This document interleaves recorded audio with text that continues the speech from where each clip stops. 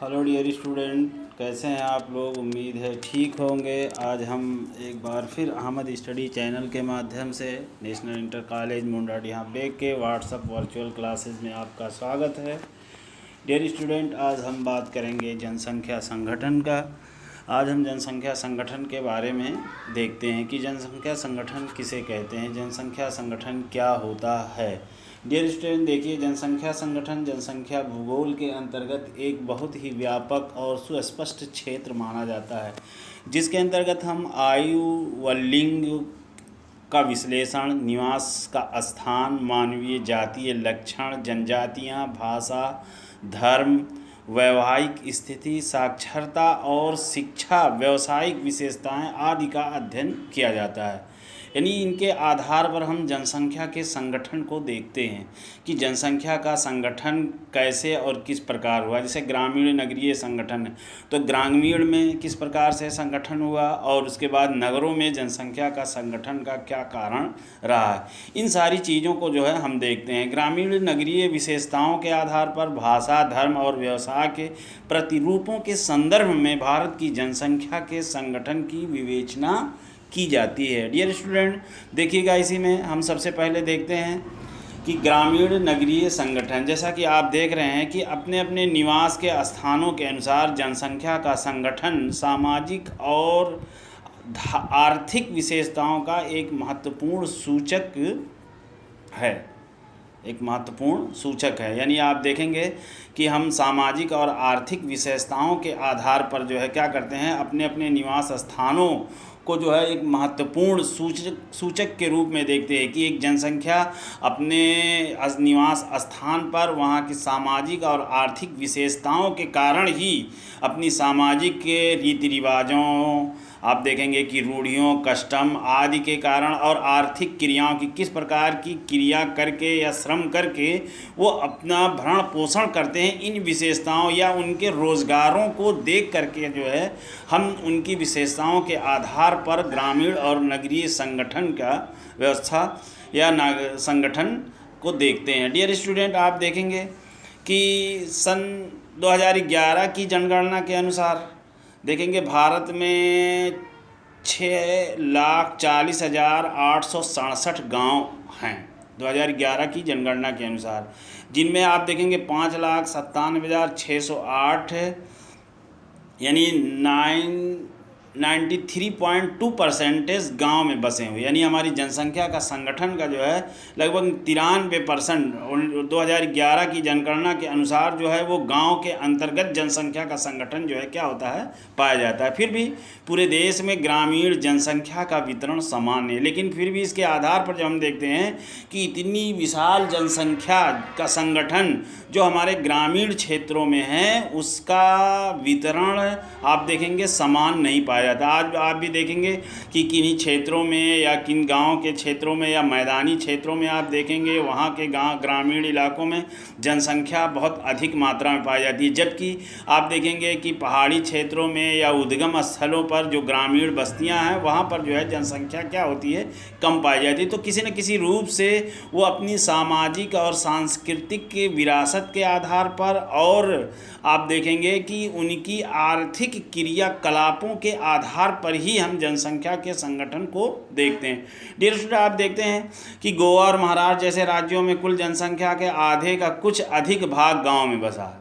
यानी आधे से आप देखेंगे कुछ अधिक भाग जो है वो गांव में बसा है। बाकी सारी जनसंख्या जो है वो क्या है कि आप देखेंगे कि वहाँ महाराष्ट्र के और गोवा के नगरों में जो है पाई जाती है। आप देखेंगे दादरा और नगर हवेली में 53.38% को छोड़ करके केंद्र शासित प्रदेशों का लघु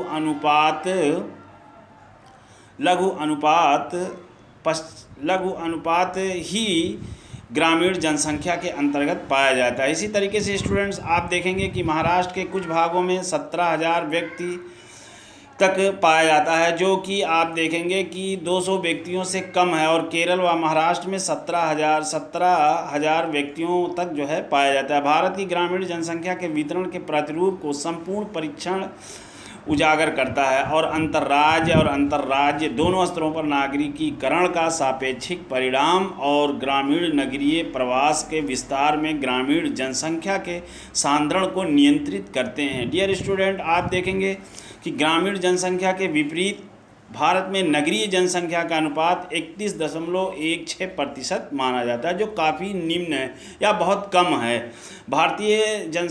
नगरीय जनसंख्या की कुल वृद्धि समृद्ध आर्थिक विकास, स्वास्थ्य और स्वास्थ्य संबंधी दशाओं में सुधार के कारण तेज़ी से बढ़ी।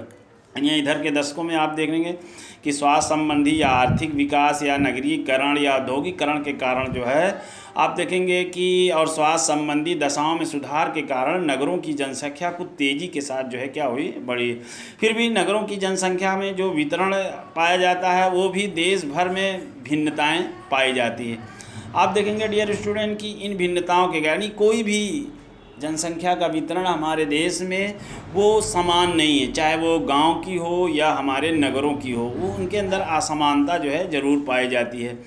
डियर स्टूडेंट, आप देखेंगे कि केंद्र शासित प्रदेशों में नगरीय जनसंख्या काफ़ी बड़ी होती है, जबकि सामाजिक आर्थिक दशाओं के संदर्भ में नगरीय क्षेत्रों में विकास ग्रामीण प्रवासों के कारण बढ़ी हुई। इन दोनों को इंगित करता है कि भारत के उत्तरी मैदानों में मुख्य सड़कों के मिलन बिंदुओं और रेल मार्ग से सटे हुए नगरीय क्षेत्रों से कोलकाता है, मुंबई है, बेंगलुरु है, मैसूर है, मुदैर है, कोयटम्बूर है, अहमदाबाद है, सूरत, दिल्ली, कानपुर, लुधियाना, जालंधर में ग्रामीण नगरीय प्रवास बहुत ही स्पष्ट रूप से पाया जाता है। डियर स्टूडेंट, आप देखेंगे कि कृषि के दृष्टि से प्रगतिरुद्ध मध्य और निम्न गंगा के मैदानों में तेलंगाना, असिंचित पश्चिमी राजस्थान, उत्तर पूर्व के दूरदराज के पहाड़ी और जनजातीय क्षेत्रों, प्रायद्वीपीय भारत में बाढ़ के संभावित क्षेत्रों और मध्य प्रदेश के पूर्वी भाग में नगरीकरण का स्तर बिल्कुल एकदम बहुत कम रहा है, यानी निम्न रहा है।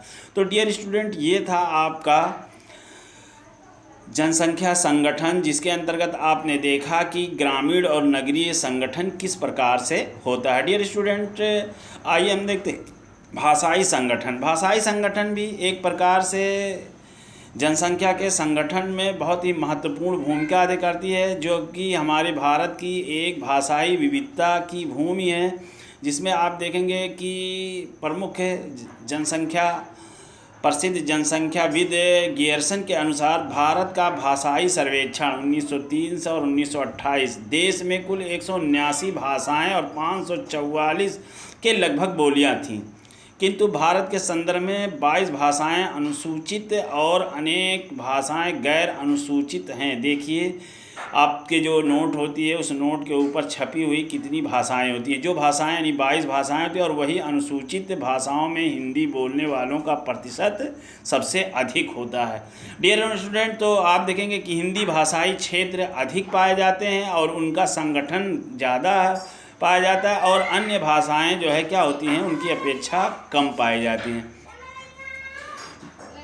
डियर स्टूडेंट, भाषाई वर्गीकरण के अंतर्गत आप देखेंगे कि भारतीय भाषाओं में बोलने वाली 4 भाषा परिवार जुड़े हुए हैं, जिसमें आप देखेंगे कि उनको हम निम्न रूपों में देख सकते हैं। जैसे आप देखेंगे कि ऑस्ट्रिक भाषा परिवार, जिसके अंतर्गत आप देखेंगे कि ऑस्ट्रो एशियाई यानी ऑस्ट्रोनेमियन, इसमें जो वर्ग आते हैं उसमें मान, खमेर, मुंडा। जो क्षेत्र आते हैं वो मेघालय, निकोबार द्वीप समूह, पश्चिम बंगाल, बिहार, उड़ीसा, महाराष्ट्र, ये क्षेत्र आते हैं। दूसरा परिवार है द्रविड़ भाषा परिवार, जिसके अंतर्गत आप देखेंगे दक्षिण द्रविड़, मध्य द्रविड़, उत्तर द्रविड़। इसके अंतर्गत आप देखेंगे आपके दक्षिण भारत के जितने भी राज्य हैं, जैसे तमिलनाडु है, केरल है, कर्नाटक है, आंध्र प्रदेश है, मध्य प्रदेश भी इसके अंतर्गत आता है, उड़ीसा है, बिहार है, और आप देखेंगे पश्चिम बंगाल और मध्य प्रदेश के कुछ क्षेत्र जो है इसके अंतर्गत आते हैं। उसके बाद चीनी तिब्बती इंडो परिवार है, इसमें आप देखेंगे चीनी तिब्बती परिवार के अंतर्गत चीनी और म्यांमारी जो आपका बॉर्डर होता है उससे संबंधित, जैसे तिब्बती हिमालय है, उत्तरी असम और म्यांमारी है। इसके अंतर्गत आप देखेंगे जम्मू और कश्मीर, हिमाचल प्रदेश, सिक्किम, अरुणाचल प्रदेश, असम, नागालैंड, मणिपुर, मिजोरम, त्रिपुरा, मेघालय, यानी हमारे जितने भी इस प्रकार के जो हिमालय से जुड़े हुए या जो है चीन और तिब्बत से सटे हुए जो है क्या कहते हैं क्षेत्र पाए जाते हैं, उनके अंतर्गत ये भाषाई परिवार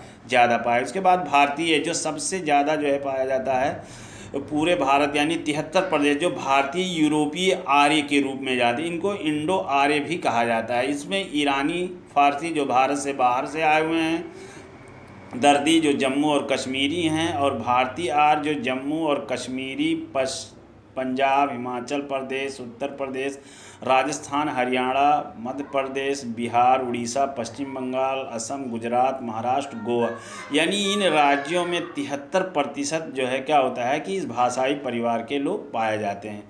डियर स्टूडेंट, ये जो स्रोत है आपकी किताब में दिया गया है, एजाजुद्दीन अहमद के नाम से 1999 के सामाजिक भूगोल रावत पब्लिकेशन नई दिल्ली में ये स्रोत दिया गया है, उसी से जो है इसको आपको बताया जा रहा है। धार्मिक संगठन